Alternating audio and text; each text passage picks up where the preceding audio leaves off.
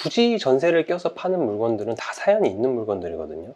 만기도 많이 남았는데 싸게 팔 수밖에 없어서 나온 것들이에요. 근데 이거 싸다고 덥석 사시면 안 되거든요. 싸다고 샀다가 입주부터 세금까지 다 꼬이시는 분들도 봤습니다. 이번 영상에서는 전세 낀 매물로 내 집 마련하실 때 주의사항 4가지와 전세 낀 매물 찾는 방법부터 싸게 살 수 있는 방법까지 모두 알려드리겠습니다. 우리가 집 찾을 때 가장 먼저 보는 게 뭐죠? 네이버 부동산이죠. 네이버 부동산에 들어가서 관심 있는 단지의 가격을 보는데 우리가 뭐부터 하죠? 딱 낮은 가격순 정렬부터 하잖아요. 갖고 제일 싼 매물부터 일단 보는 거죠. 그때 이제 매물 설명란에 보면 뭐 전세 끼고 혹은 뭐 세 안고 이런 말들이 가장 먼저 뜨는 경우가 많습니다. 세 안고, 세 끼고 이게 무슨 말일까요? 세 끼고 매매라는 건 세입자가 있는 상태에서 파는 물건이라는 겁니다. 그러니까 우리가 보통은 세입자가 만기가 되어서 나갈 때를 맞춰서 거래를 하잖아요. 그런데 세입자가 아직 만기가 안 됐는데 살고 있는데 그걸 파는 겁니다. 전세 안고라고 써져 있으면 전세입자 사는 거고 월세 안고라고 써져 있으면 월세입자가 사는 겁니다. 그러니까 이 사람들 입장에서는 더 살고 싶거든요. 근데 집주인이 집을 팔아버리면 매수자가 자기를 내쫓고 들어와서 살 수도 있고 그러니까 싫은 거예요. 그래서 집을 보기가 어려운 경우도 많습니다. 부동산에 연락하면 지금은 집 못 보여준다 하면서 집을 잘 안 보여줘요. 그리고 세입자들 만기가 보통 한참 남아있으니까 내가 집을 샀어도 입주까지는 한참 기다려야 돼요. 그리고 이따가 또 말씀을 드리겠지만 기존에 임차인이 있는 경우는 대출도 어렵고 해가지고 이 매매 금액과 보증금의 차이만큼 큰 돈을 내야 돼요. 그래서 그럼 그 정도 목돈이 있는 사람만 할 수 있다. 그렇지만 뭐예요? 이런 단점들 때문에 가격이 무조건 제일 쌉니다. 여러분들 지금 네이버 부동산 들어가서 아무 단지나 찍고 낮은 가격순 정렬 한번 해보세요. 거의 대부분은 이런 새 안고, 새 끼고 이런 매물들이 나올 겁니다. 무조건 몇 천씩은 더 쌀 거거든요. 그러면 이 사람들이 왜 이렇게 시세보다 훨씬 싸게 손해보면서까지 굳이 세입자들 만기가 남은 물건들을 막 억지로 미리 팔려고 하는 걸까요? 뭐 각자의 여러 가지 사연들이 있겠지만 대표적인 것들이 이런 것들이거든요.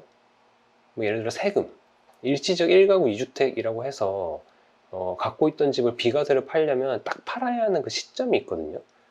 그래서 그 시기가 도래해가지고 빨리 팔려는 경우도 있고요. 아니면 그 보유세, 그 종부세 같은 게 보유세인데 그냥 집을 갖고만 있어도 내는 세금들이 있어요. 이런 보유세를 내기 싫어가지고 빨리 팔려는 뭐 사람들이나 법인들이 있죠. 아니면 내가 빨리 이사를 가야 되는데 돈이 필요해. 그래서 이거를 좀 빨리 정리하려는 사람들도 있고 또 그 상속 문제가 또 골치 아프거든요. 막 부모님 집이 상속으로 나왔어.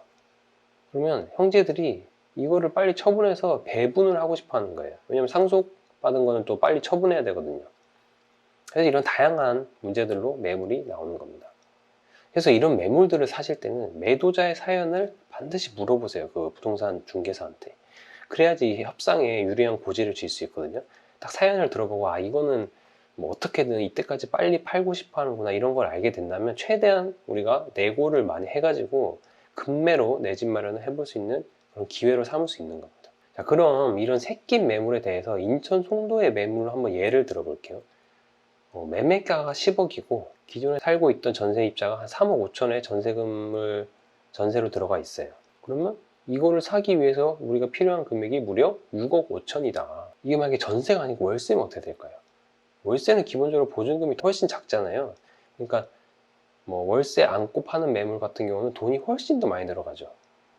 그러니까 매매 가격 자체도 훨씬 더 싸게 나옵니다. 입주 가능일은 2025년 11월로 돼 있네요. 지금으로부터 한 1년 2개월 정도 남았는데 그래서 여러분도 이런 매물 보실 때는 이 매물을 눌러 보신 다음에 여기서 기보증금 월세라고 되어 있는 부분하고 입주 가능일을 보시면 되거든요. 근데 이게 안 써 있는 것들도 많아가지고 그럴 때는 중개소에 전화하시면 알려주실 겁니다. 자, 그럼 이렇게 새끼고 매수를 할 때 주의사항이 4가지가 있습니다. 먼저 결국은 이 매매와 보증금 차이만큼의 돈은 있어야 한다는 거예요. 또 어떤 사람들은 이거 대출 받으면 되지 하시는데 일단 은행은 임차인이 이미 있는 집에 주택담보대출을 잘 안 해줍니다. 왜냐하면 집이 경매로 넘어갔을 때 임차인이 선순위가 되기 때문에 집을 판 매각 금액에서 보증금을 우선적으로 받아가거든요. 그럼 아예 대출이 안 되냐? 그건 아니에요. 뭐 생애 최초 대출 같은 거를 후순위 대출로 받으면 이게 생애 최초 대출 같은 경우는 LTV 80%까지 되니까 꽤 많은 대출 범위를 가지고 있거든요. 거기서 그 세입자 보증 금액만큼 제한 금액에서 그 한도 내에서 받을 수 있긴 한데, 이것도 뭐예요? 세입자 동의를 받아야 됩니다. 세입자 동의.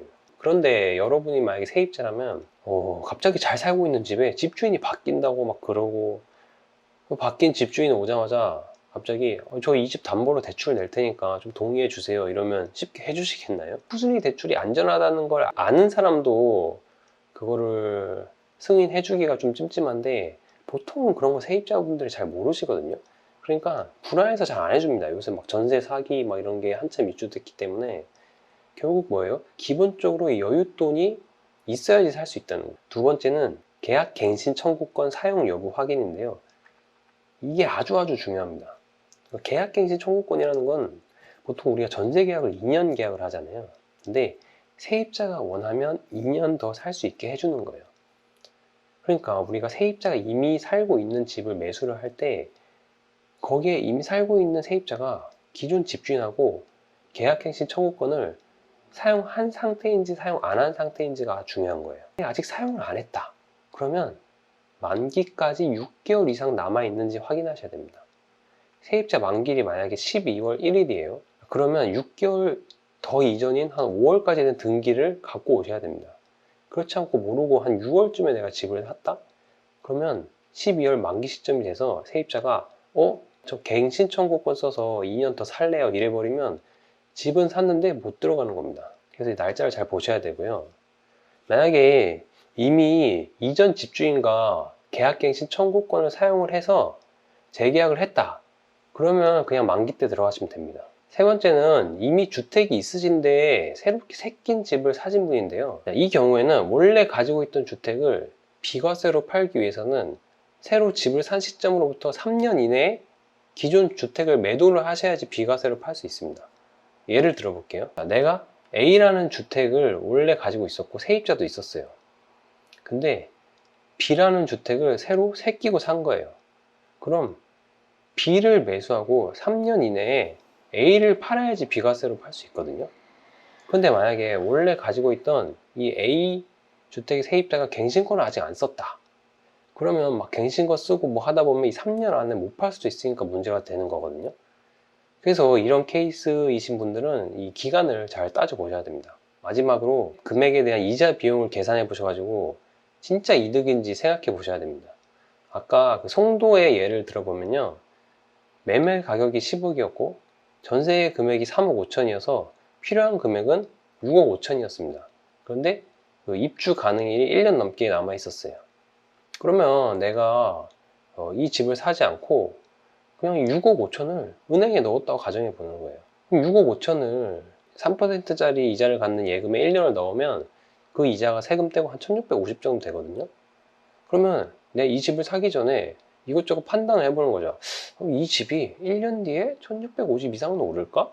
지금 1년 미리 사두는 게 유리할까? 뭐 이런 거를 따져 보시라는 거죠. 그럼 잔금일은 어떻게 될까요? 잔금일에는 이 갭에 해당하는 금액만큼을 매도자한테 입금을 합니다.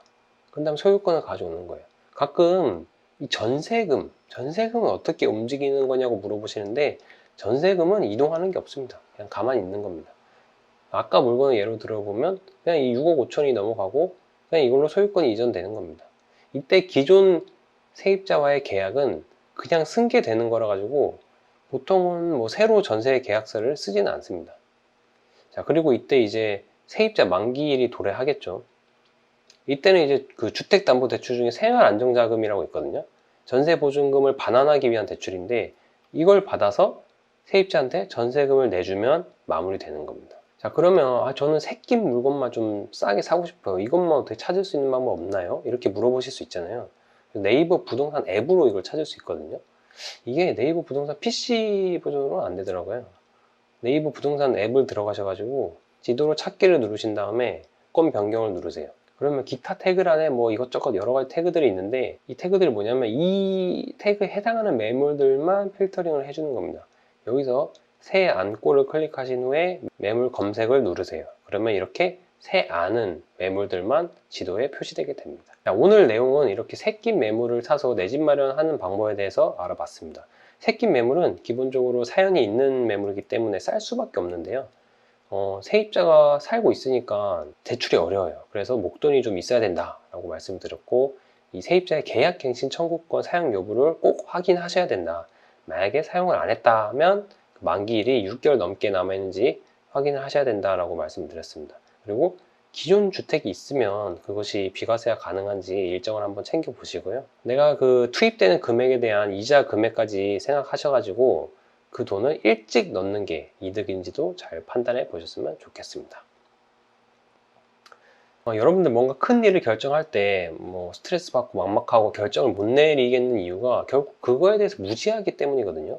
부동산도 똑같은 것 같아요. 저도 처음 내 집 마련할 때 아무것도 모르니까 누가 좀 대신 결정했으면 좋겠다 이런 마음이었어요. 물론 그렇게 남의 말만 듣다가 완전 망했었는데요. 아무튼 이렇게 부동산에 대해서 하나하나씩 알아가시면은 내가 집을 고를 때 시야도 넓어지고 중개사랑 대화도 잘 되고요. 내 집 마련도 성공적으로 해서 자산도 쌓을 수 있으시니까요.